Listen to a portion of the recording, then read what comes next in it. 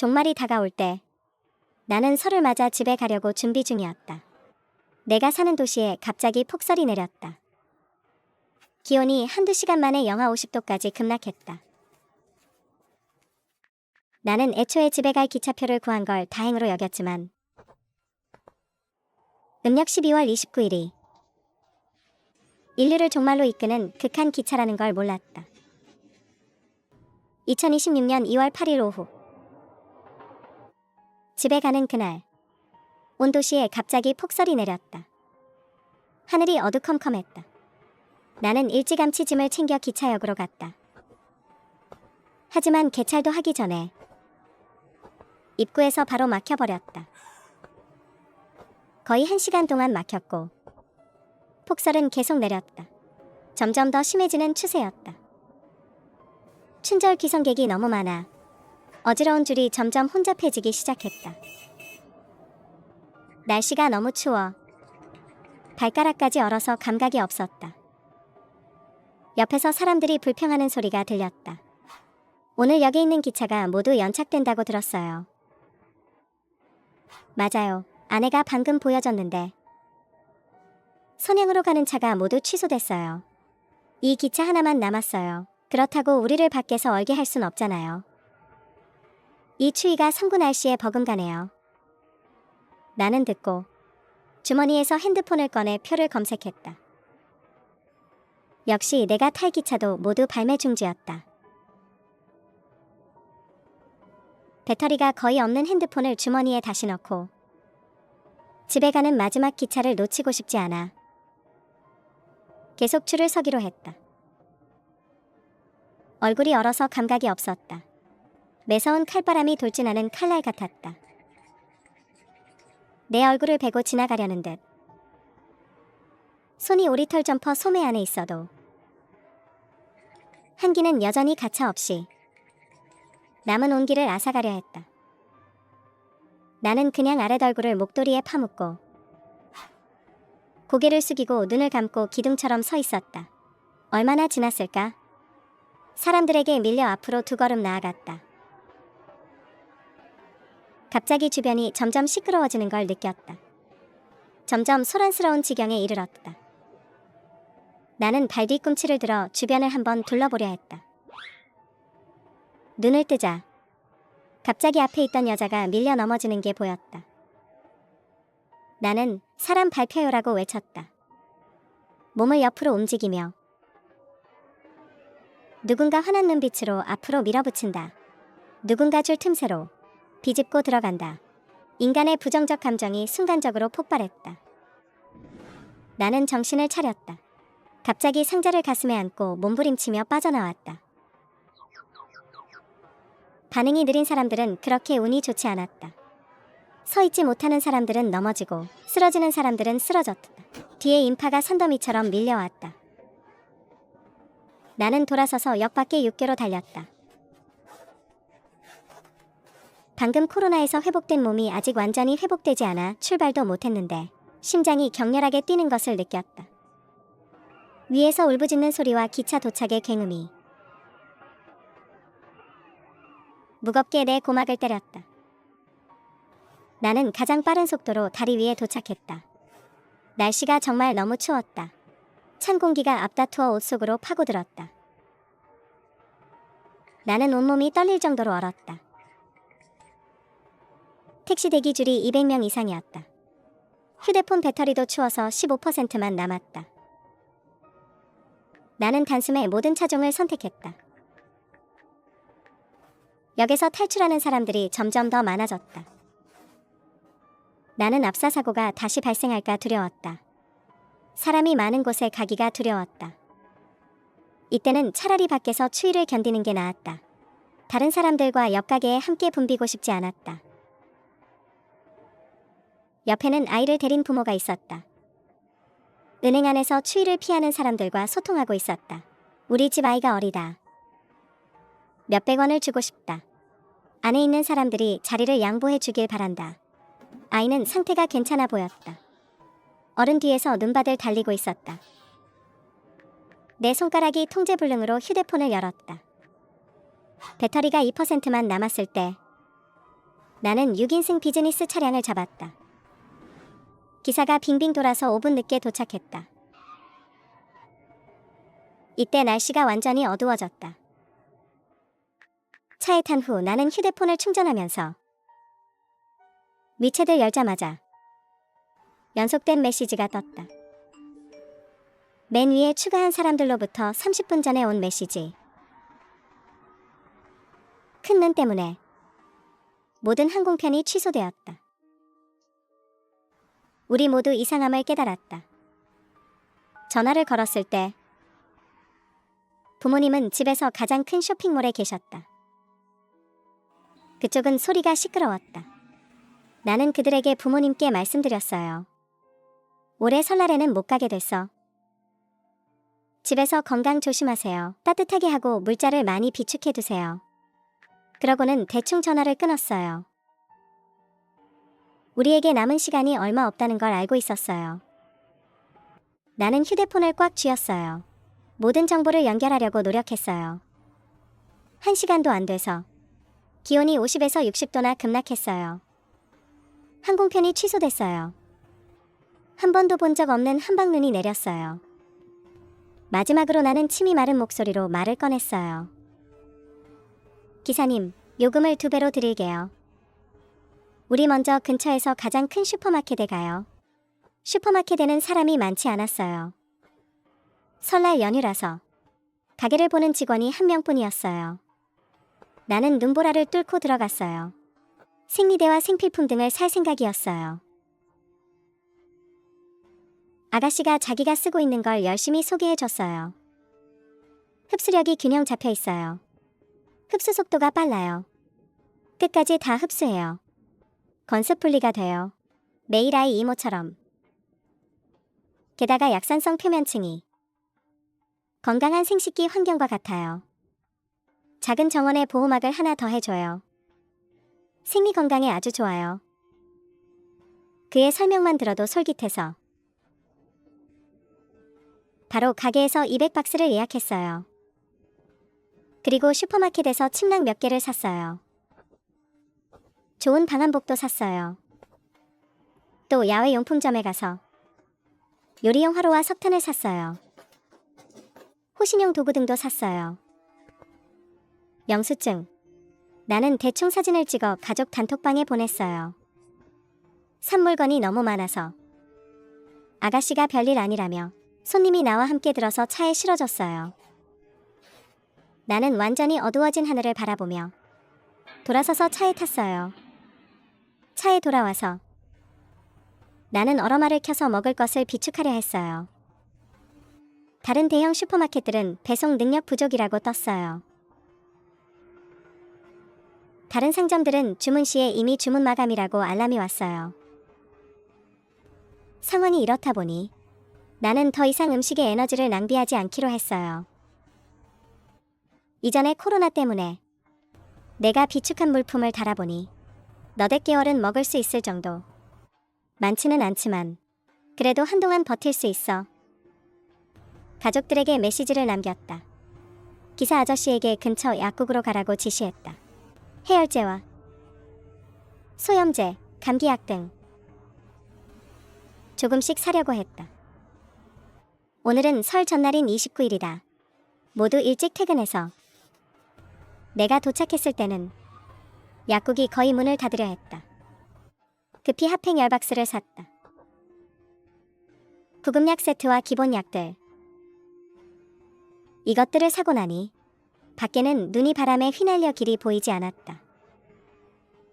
내 집 앞인데도 기사 아저씨는 경로를 바꾸려 하지 않았다. 내가 물건을 많이 사는 걸 보고 기사 아저씨가 불안해했다. 기사 아저씨는 이 일을 빨리 끝내고 집에 가서 설 준비를 하고 싶어 했다. 내린 후 기사 아저씨가 자진해서 내 물건을 현관문 앞까지 옮겨주고 그리고는 눈보라를 뚫고 급히 떠났다. 나는 잠시 보지도 못하고 눈송이가 앞다투어 내 눈에 들어오는 느낌이었다. 고개를 숙여 핸드폰을 보니 마지막 메시지는 내가 30분 전에 가족방에 보낸 것이었다. 아무도 답장하지 않자 나는 참을 수 없이 약간 엉뚱한 상상을 했다. 하지만 2초도 안 되어 얼어붙은 코를 훌쩍였다. 현관문 앞에 쌓인 물품을 처리하기 시작했다. 현실이 말해주었다. 이 모든 게 내 상황이 더 나쁘다는 것 같다고. 일단 내 목숨부터 지키자. 다른 것은 나중에. 집에 도착하자 집안의 온기가 나를 기운나게 했다. 뜨끈한 난방이 금세 땀을 흘리게 했다. 시원한 옷으로 갈아입고 라면 한 봉지를 끓였다. 간단히 한 입 먹었다. 집에서 화상 전화가 왔다. 화면 속에서 그들은 자랑스럽게 엄청난 비축 물품을 보여주었다. 내가 적어준 목록 외에도 그들은 추가로 석탄을 샀다.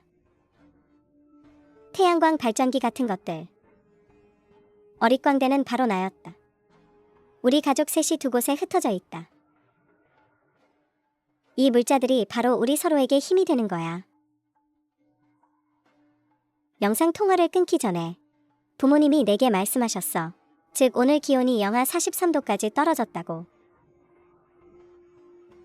그리고 비도 갔다고. 갑자기 큰 눈을 만났다고. 기온이 급격히 떨어졌다고. 우리 이쪽 역사상 최저 기온은 도라고 해도 24에서 25도밖에 안 돼요. 지금 난방이 아주 잘 되고 있어. 하지만 그렇다고 앞으로 폐쇄된 시장의 난방이 시스템이 영하 70에서 80도의 압력을 견딜 수 있다는 뜻은 아니야. 나는 상황이 아직 괜찮을 때 물자를 정리하기 시작했어. 먼저 아웃도어 용품점에서 준 밀봉용 검은 테이프로 방 안 창문 틈을 전부 막았어. 그리고 태양광 충전 패널도 살펴봤어. 시간이 촉박해서 내가 산 물건이 많지 않아. 모든 물건을 정리해보니 음식과 물은 서너 개월은 버틸 수 있을 만큼 충분해. 만약 그 기간을 넘기면 그럼 내가 죽는 것도 시간 문제일 뿐이야. 이 모든 걸 마치니 이미 새벽 4시였어. 나는 그냥 밤새기로 했어. 6시에 다시 물자를 확보하러 가려고. 밖에 눈보라가 무섭게 울부짖었어. 마치 이 세상을 삼킬 듯이. 나는 휴대폰을 켜서 틱톡을 보기 시작했어. 대부분의 지역에서 눈이 내리고 있었어. 남쪽 사용자들만 신음하고 있었어. 영하 30에서 40도라며 우린 정말 못 버티겠다고. 점점 모두가 날씨가 이상하다는 것을 서서히 깨달았어. 기온이 계속 떨어지고 있었기 때문이야. 아침 6시가 되기 전에 나는 나가서 한 번에 새 물자를 또 샀어. 집에 돌아와서 나는 겨우 안도했어. 세수하고 자려고 준비했어. 세수와 양치를 마치고 간신히 이를 닦았어. 침실로 돌아와서 난방기를 만져봤어. 어젯밤만큼 뜨겁지 않은 것 같았어. 나는 이불 속으로 들어갔어. 빠르게 잠에 들었다. 다시 깨어났을 때 나는 추워서 깼다. 손을 들어 코끝을 만졌다. 좀 춥다. 몇 도일까? 휴대폰을 켰다. 벌써 오후 4시다. 내가 있는 하이딩구는 기온이 현재 영하 39도다. 위챗 단체방에서 요즘 드라마에 빠져서 멈출 수가 없다. 그런데 회원권을 결제하기는 다행히 나는 틱톡 지갑에 방심대출해서 무료 아이치 회원권을 받았다. 틱톡에서 검색하면 호화 선물을 한도를 조회하면 받을 수 있다. 간단하고 속임수도 없다. 회원권이 바로 입금된다. 또 방심대출은 최대 30만 위안을 빌릴 수 있고 불규칙적인 무이자 활동도 있다. 캐시백 활동. 월급과 보너스가 들어오면 갚으면 된다. 물자를 살지 말지 열띠게 토론하고 있다. 아침 6시. 산 채소 중 일부는 아직 배송 중이다. 심각하게 시간이 초과되었다. 배고픔이 밀려온다. 침대에서 나왔다. 패딩을 입고 또 새해에 특별히 산 엄청 두꺼운 레깅스를 입었다. 요리할 준비를 했다. 가장 먼저 춥다고 느낀 것은 바로 공기에 직접 노출된 내 얼굴이다.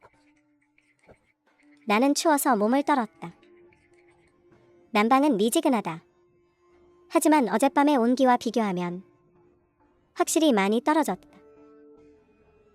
나는 다시 창밖을 바라봤다. 하늘은 여전히 흐리다. 밖에서는 눈보라가 포효하며 창문을 때린다. 거리에는 아무도 없다. 오직 새하얀 눈만 보인다. 오래 보면 눈이 아프다. 나는 부엌으로 갔다. 깨어난 후 첫 끼를 준비하기 시작했다. 한참을 준비해 컵라면 한 그릇을 들고 방으로 돌아왔다. 몇 입 먹자. 열기가 다시 돌아온 느낌이다. 원래 이틀 동안 온도가 급격히 떨어질 줄 알았다. 모두 집에 있을 거야. 뜻밖에도 내가 막 그릇을 정리했는데 방화문이 갑자기 세게 두드려졌어. 가슴이 철렁했어. 내 지금 사는 곳은 주변 친구들을 초대한 적이 없었어. 낯선 사람이 왜 이런 날씨에 내 문을 두드리는 거야. 평소에 종말물을 많이 봤어. 극한 상황에서 인간의 타락을 잘 알기에 재해 자체보다 훨씬 무서워. 나는 원래 아무도 없는 척하려고 했어. 그런데 문 밖에 사람이 더 세게 두드렸어. 분명 이 집에 사람이 사는 걸 확신한 듯했어. 소리에 더 많은 사람이 올까 봐 걱정됐어. 시카를 들고 문 앞으로 갔어. 누구야? 하고 내가 목이 막힌 목소리로 외쳤어. 예상했던 대로는 일어나지 않았어. 문 밖에서 아주머니 목소리가 들렸어. 그분은 나보다 더 억셌어. 내 목소리를 듣고 곧바로 목청을 높여 짜증스럽게 이 아가씨에게 내 문을 왜 이렇게 오래 두드렸는데도 안 열었니? 내가 더 세게 받아치려는 순간 그의 한마디에 말문이 막혔어. 동네에서 조직한 제설 작업 참여하는 자원봉사자들 콩기름 한 통과 계란 한 판을 받을 수 있어. 너 등록할 거야? 안 할 거야? 나는 그 자리에서 멍하니 서 있었어. 1시간 후 나는 완전 무장하고 아래층의 제설 대열에 합류했어. 우리 아파트에 남은 사람은 많지 않았어. 젊은이들은 추워지기 전에 이미 고향으로 설새러 갔어. 남은 건 모두 노인분들이었어. 제설을 시작했을 때는 확실히 효과가 있었어. 건물 입구에 쌓인 눈을 우리가 절반 이상 치웠어. 하지만 나중에 눈이 점점 더 많이 내렸어. 마지막에는 거의 하늘에서 쏟아지는 수준이었어. 동사무소 직원들이 미리 물자를 나눠줬어. 우리에게 얼른 집에 가라고 했어. 나는 원래 모두가 눈을 치우는 건 모두 공짜 계란과 콩기름 때문이라고 생각했어. 그런데 고집센 할아버지 몇 분이 끝까지 가시지 않았어. 꼭 계속 치우겠다고 했어. 나는 지금 그냥 얼른 집에 가서 따끈한 거 한 모금 마시고 싶었어. 그분들과 동사무소 직원들의 대화는 눈보라에 묻혀버렸어. 희미하게 들렸어. 저와 제 배우자는 아직 기다리고 있어요. 아들과 며느리가 돌아와서 설날 밥을 먹길 기다려요. 당신들이 제가 눈을 치우지 못하게 하잖아요. 제 아이가 돌아올 길을 찾지 못해요. 집에 도착하자마자 물을 끓였어요. 전기장판을 켜고 이불 속으로 들어갔어요. 지금 제 몸의 온도는 거의 실내 온도와 차이가 없어요. 이불 속에 누워서 한참을 쉬었어요. 밖에서 끓인 물이 식을 때까지요. 그제서야 따뜻해졌어요. 핸드폰을 켰어요. 오늘은 섣달 금음날이에요. 평소에는 집에서 10가지 정도 요리를 했어요. 새해를 축하하며. 지금은 분명 그럴 여건이 안 돼요. 생각하다가 냉장고에서 군만두 한 봉지를 꺼냈어요. 북쪽 사람들에게는 만두가 있어야 설날이라고 하죠. 간단히 만두를 구웠어요. 다 끝내고 나니 마침 연말 생방송이 시작됐어요. 생방송이 폭설 때문에 끊겨요. 인터넷이 곧 끊길 것 같아요. 전혀 들어갈 수 없었어요. 결국 포기했어요. 만두를 먹고 설거지를 끝냈어요. 겨우 1시간 정도 만에. 밖의 기온이 이미 영하 49.5도예요. 혹한 소식이 모든 앱 검색어를 장악했어요. 웨이보에도 혹한이 온다는 소식이 가득해요. 이제야 사람들이 깨닫기 시작했어요. 다만 이 혹한이 갑작스럽게 닥친 거예요. 지금이라도 누군가 예방하려고 해도 물자를 구할 수 있을지가 또 문제예요. 다시 한번 나가볼까요? 좀 더 먼데 가보고 싶어요. 다른 대형 마트를 보러요. 다만 지금 제 물자는 완전히 서너 개월은 버틸 수 있어요. 이 문을 나설 필요가 있을지 모르겠어요. 아마 오늘 밤에는 영하 50도 이하로 떨어질 거예요. 그래도 나가서 보기로 했어요. 온몸을 완전히 보호했어요. 핫팩도 많이 붙였어요. 두꺼운 패딩 주머니에 칼도 넣었어요. 섣달 금은날 밤 9시 30분. 나갔어요. 밖에 폭설이 오후보다 더 심해졌어요. 유리가루처럼 단단해요. 바람이 내 얼굴에 휘날리며 부딪히는데 이제야 영하 50도가 어떤 개념인지 알겠다. 많은 지붕 위에 얼음 덩어리가 있다. 자주 바람에 날려 떨어진다. 나는 길 가운데로만 걸을 수 있다. 단지를 나오니 나온 사람들이 생각보다 많다는 걸 알았다. 또 몇몇 차는 눈밭에 얼어붙어 있었다. 시동이 걸리지 않았다. 힘들게 30분을 걸어서 마트에 도착했다. 그런데 마트 진열대에 있는 물건들은 벌써 싹 쓸려갔다. 나는 마지막으로 남들이 쳐다보지도 않는 약간의 찌꺼기 음식을 긁어모았다. 계산대에 100위안을 던지고 집에 갈 준비를 했다. 돌아가는 길이 올 때보다 더 힘들었다. 나는 마트에서 산 물건을 천 가방에 넣어 눈 위에서 끌었다. 찬바람이 구슬픈 소리를 내며 도시에서 마음대로 모든 것을 파괴했다. 나는 길에서 힘겹게 걸었다. 길에는 가끔 차들이 경적을 몇 번 울렸다. 얼마나 걸었는지 모르겠다. 나는 마침내 단지에 들어갔다. 단지 안에는 주민 건물이 가려주기 때문에 상황이 밖보다는 좀 나았다. 겨우 숨을 돌릴 수 있었다. 나는 발걸음을 재촉했다. 역풍을 안고 몇 분을 걸었다. 드디어 집에 도착했다. 방에 들어서자마자 먼저 바닥에 앉아 한참을 쉬었다. 온몸이 좀 기진맥진했다. 나는 그냥 바닥에 앉아 저녁에 뭐 먹을지 생각했다. 요 이틀 동안 몇만 두 끼를 먹었다. 나를 위로하기 위해 나는 오늘 밤 소고기 스테이크를 만들기로 했다. 나는 일어나서 먼저 소고기 스테이크를 냉동실에서 꺼냈다. 그리고 방에 가서 잠시 눈을 붙였다. 그런데 내가 이렇게 잠깐 눈을 붙인 것이 꼬박 10시간을 잤다. 휴대폰을 켜니 이미 다음날 아침 9시라는 걸 알았다. 하이덴 9의 기온이 역사상 최저에 도달했다. 지금은 영하 57도이다. 옷을 챙겨 입고 손이 닿는 대로 난방기를 만져보니 온통 차가웠다. 난방이 고장났다. 핸드폰 신호도 간간히 끊겼다. 나는 잠시 멍하니 있었다. 일어나서 스테이크를 만들었다. 이렇게 갑자기 세상과 단절된 느낌. 좋지 않았다. 다행히 가게는 아직 있었다. 하지만 언제까지 버틸지 모르겠다. 나는 스테이크를 먹고 나서 이불 속으로 들어갔다. 전기장판을 켜고 졸음이 쏟아지려 할 때 노크 소리가 들렸다. 나는 곧바로 경계했다. 두세 걸음에 문 앞으로 갔다. 나는 도어스코프에 붙어 밖을 보았다. 문 밖에는 저번에 제설 작업을 조직한 아주머니가 계셨다. 지금 내 문 앞에 서 계셨다. 덜덜 떨고 있었다. 나는 급히 문을 열었다. 그분은 저번처럼 내가 문을 늦게 열었다고 불평하지 않으셨다. 그저 발 옆에 있는 쌀을 들어 나에게 건네주셨다.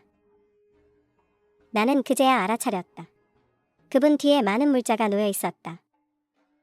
마음이 따뜻해졌다.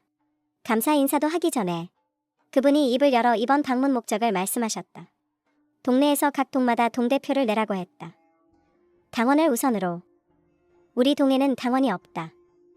내 아래층 302호에 사는 분만 있다. 예전에 아이가 학교 다닐 때 매년 우수 학부모로 선정되었다. 우수 학부모라는 것은 책임감 있는 사람이라는 뜻이다. 우리는 앞으로 그의 일을 많이 지원해야 한다. 동대표 임무는 비교적 간단하다. 매일 이웃들의 체온을 확인하고 물자 상황을 확인한다. 문제가 있으면 바로 제기하고 다 같이 방법을 생각한다. 동네 사람은 지시를 마치고 갔다. 계속 위층 사람들과 이 소식을 공유했다. 문을 닫았지만 마음속으로는 불안했다. 재난 앞에서 우리가 정말 인간성의 시험을 견딜 수 있을까? 그날 302호 주민은 찬바람 속에서 집집마다 문을 두드렸다.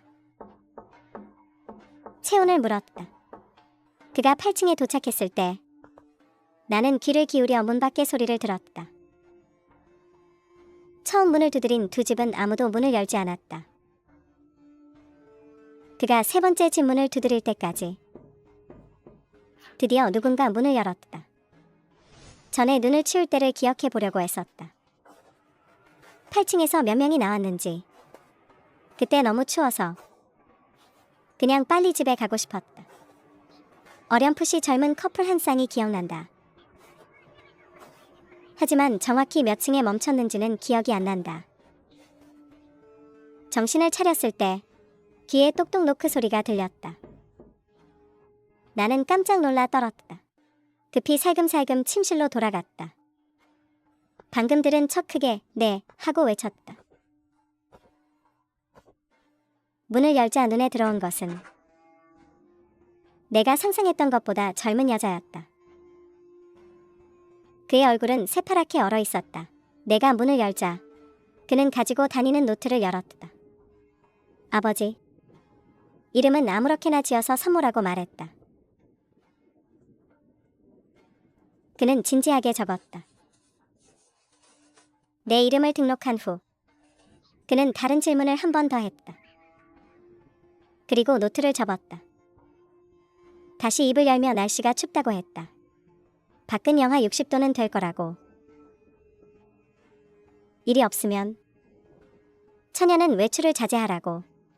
일이 있으면 아래층 302호로 오라고. 앞으로 내 업무는 우리 동네 주민들의 많은 지원이 필요하다고. 말을 마치고 그는 손을 흔들며 문을 닫으라고 했다. 돌아서서 갔다. 문을 닫고 먼저 침실로 돌아간 척했다. 고개를 돌려 다시 조용히 문으로 돌아갔다. 건물 안은 조용했다. 나는 약간 의아했다. 무심코 눈을 들여다보았다. 커다란 얼굴이 순간 내 눈앞에 나타났다. 자세히 보니 방금 그 동장이 아직 하지 않고 있었다. 나는 온몸이 떨렸다. 약 1분 동안 굳어서 있었다. 그제야 그가 고개를 돌려 옆집 문을 두드렸다. 나는 안도의 한숨을 쉬었다. 남을 경계하는 마음은 있어야 한다. 문 앞에 안전장치를 좀 할 준비를 했다. 솔직히 말하면 내 옆집에 누가 사는지 정말 모른다. 매일 아침 8시에 회사로 출발한다. 밤 10시에 돌아와. 거의 얼굴을 못 봐. 동장이 떠났다. 나는 계속 문 뒤에 있었다. 살짝. 그는 한참 동안 903호 문을 두드렸다. 문을 연 것은 할머니였다. 머리는 희끗희끗했지만 기운은 넘쳤다. 이 집은 좀 기억이 난다. 전에 아침 일찍 출근할 때 그 할머니를 만난 적이 있다. 아침 출근하는 사람은 원만 가득했고 별로 대화도 하지 않았다. 이 집에 몇 명이 사는지도 몰랐다. 할머니가 동장에게 가족 상황을 보고하기 시작했다. 그제야 그 집에 2명만 산다는 것을 알았다. 아들은 여자집 고향에 설을 보내러 갔다. 동장은 예전처럼 상담을 좀 했다. 돌아서서 위층으로 갔다. 나는 조용히 방으로 돌아와서 몸을 녹였다.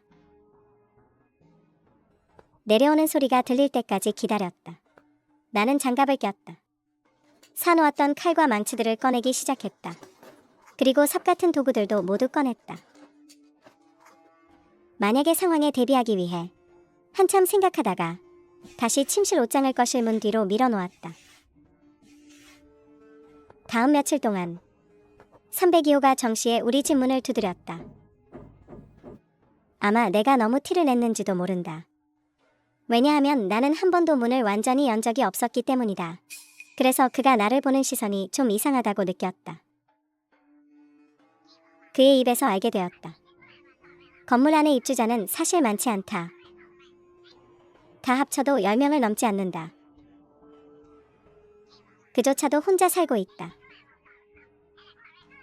아이와 가족은 다른 곳에서 설을 보내고 있다.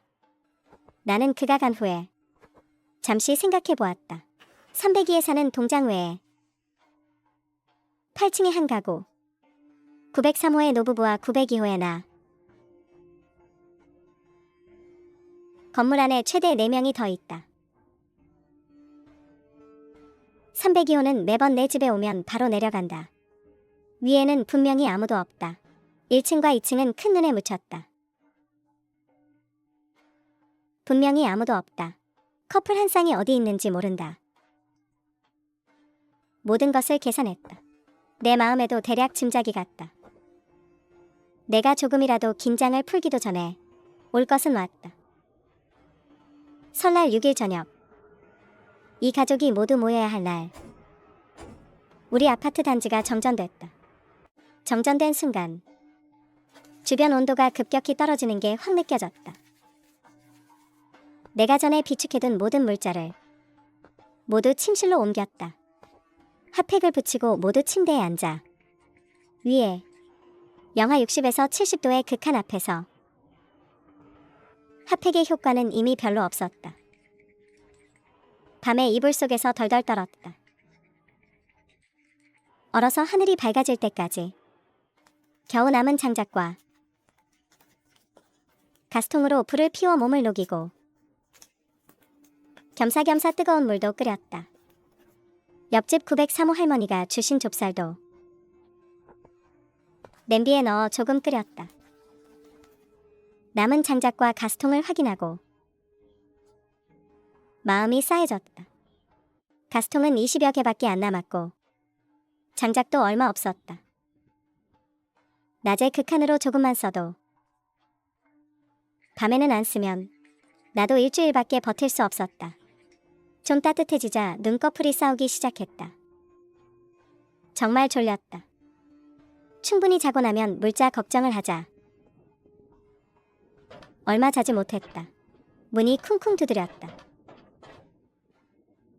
동장님 이런 추운 날에도 오시네. 나는 이불 속에 웅크리고 이불을 머리까지 덮고 계속 잤다. 아니, 아줌마. 이 날씨에 밖에 나가지 마세요. 날씨 온도에 침대에서 내려오기도 힘든데 하물며 바람 새는 복도에 서 있기는. 밖에서는 계속 두드리고 시끄러워서 머리가 아팠다. 또 1분을 두드렸다. 나는 두꺼운 패딩을 입고 침대에서 내려왔다. 도어 아이로 보니 확실히 동장님이셨다. 그런데 표정이 이상했다. 문 앞에 서서 안 가는 일이 생각나서 그를 경계했다. 손에 든 과도를 들고 숨을 죽였다. 그가 내 응답을 받지 못하면 갈지 보자. 뜻밖의 찬바람이 불었다. 903호 문이 천천히 조금 열렸다. 903호 문이 닫히지 않았다. 내 마음속에 경보가 울렸다. 이런 날씨에 문을 닫지 않는 것은 죽음을 선언하는 것과 같다. 나는 구멍 밖을 뚫어지게 바라보았다. 302호가 손을 뻗어 903호 문을 닫으려는 것을 보았을 때 온몸에 솜털이 곤두섰다. 그의 동작에 따라 문틈 사이로 희미하게 피 자국이 드러났다. 나는 이를 악물었다. 감히 소리 하나 내지 못했다. 뷰어를 뚫어지게 쳐다봤다. 302호가 문을 닫은 후 발끝으로 내 문 앞으로 돌아왔다. 천천히 얼굴을 내 뷰어에 붙였다. 그와 단지 문 하나 사이인 것을 생각하니 내 몸이 떨렸다. 302호는 내 쪽에서 정말 소리가 없자 1분을 더 기다렸다. 결국 추위를 이기지 못하고 먼저 아래로 내려갔다. 아래층에서 문 닫는 소리가 들릴 때까지 기다렸다. 나는 그제야 문 뒤에 안전하게 앉았다. 나는 한 소리도 내지 못했다. 잠시 후 나는 감정을 추스르고 방으로 돌아갔다. 이성이 나에게 얼른 자라고 말했다. 체력을 비축하다. 하지만 몇 분 후 나는 다시 일어났다. 903호에 가서 한번 보기로 했다. 나는 문 앞으로 갔다. 살며시 문을 열었다. 이는 연전 슈퍼마켓 작전 이후 처음이었다. 내가 처음으로 방범문을 열었다. 찬바람이 차갑게 방 안으로 들어왔다. 나는 서둘러 수박 칼을 들고 문 밖으로 나갔다. 903호 문틈에 돌이 끼어 있었다. 302호는 수색을 아직 끝내지 못한 모양이다. 문을 완전히 닫지 않았다. 나는 돌을 발로 차서 치웠다. 옆집 문을 밀어 열었다. 눈에 들어온 것은 참혹한 장면이었다. 할머니와 할아버지가 둘 다 거실 카페트 위에 엎드려 있었다. 흘러내린 피는 이미 얼어붙었다. 나는 옷 한 벌을 그들의 몸에 덮어주었다. 그 자리에서 10여 초간 묵념했다. 그들이 예전에 나에게 쌀 한 자루를 준 적이 있었으니까? 나는 생각하기 시작했다. 둘 다 엎드려서 쓰러졌다. 302는 그들이 돌아서는 틈을 타 공격한 것 같다. 보아하니 정전 후에 움직이기 시작한 것 같다. 정전이 그를 자극한 것 같다. 그는 남은 물자를 약탈하려 한다. 하지만 내게는 무슨 선택이 있나? 903호, 전에 내가 층의 세대를 분석했었지. 우리 9층은 아마 건물 전체에서 가장 많은 세대가 사는 층일 것이다. 그가 9층에서 손을 댈 위험은 다른 층보다 높다. 만약 우리 셋이 극력 반항하면 그는 우리에게 역으로 당할 가능성이 높다. 그가 거짓말을 하지 않는 한 건물에 이렇게 많은 세대가 없다. 심지어 다른 세대들도 이미 그에게 해를 입었다. 우리 세 세대만 남았다. 이렇게 생각하자 나는 다시 온몸에 털이 곤두섰다. 갑자기 나는 확 고개를 돌렸다. 302호, 언제 돌아왔는지 모르겠다. 지금 내 뒤에 서 있다. 얼마나 나를 보고 있었는지 모른다. 나는 0.5초 동안 이전의 모든 정보를 정리했다. 그는 물자가 부족하다. 지금 체력은 분명 나보다 못할 것이다. 나는 지금 기세를 제대로 갖춘다. 아마 그를 겁줄 수 있을 것이다. 0.5초 후 나는 조용히 손에 든 과도를 들었다. 나는 세게 그것을 내리쳤다. 내 표정은 아마 무서웠을 것이다. 302호는 정말로 나에게 겁을 먹었다. 얼굴색이 크게 변했다. 돌아서서 바로 아래층으로 달려갔다. 나는 계속 고함을 지르면서 903호를 뛰쳐나왔다. 떨리는 손으로 우리 집 문을 열었다. 몇 초 지나지 않아 302호는 아마 미래로 돌아간 것 같다. 돌아서서 급히 나에게 달려왔다. 나는 문을 힘껏 밀고 들어갔다. 문을 닫는 순간 나는 그의 표정이 흉악한 것을 보았다. 손에 든 칼을 들고 이쪽으로 달려온다. 나는 확실히 그의 목숨을 건 모습에 겁을 먹었다. 기세가 반으로 줄었다. 이때 내가 어찌 감히 그와 맞서 베겠는가. 과도 들어 복도로 던졌다. 그리고 문을 닫았다. 밖에서 비명소리가 들렸다. 아마도 903호의 도움인가. 내가 그를 붙잡았다. 승세를 몰아 추격할까 망설이는데 302호는 이미 도망갔다. 온몸이 땀으로 흠뻑 젖었다. 떨면서 침실을 걷는다. 드디어 침낭에 편히 누울 기회가 왔다.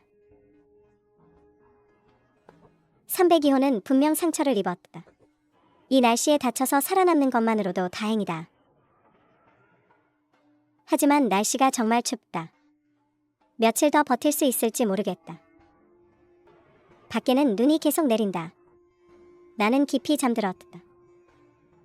캄캄해질 때까지 잤다. 눈앞에 한 줄기 빛이 나타날 때까지 잤다. 이거 얼어 죽은 건가? 눈을 가늘게 뜨고 머리를 이불 밖으로 내밀었다. 집에서 오래도록 어두웠던 전구가 최대로 빛나고 있었다. 그렇지. 전기가 들어왔구나. 이렇게 찾아왔네.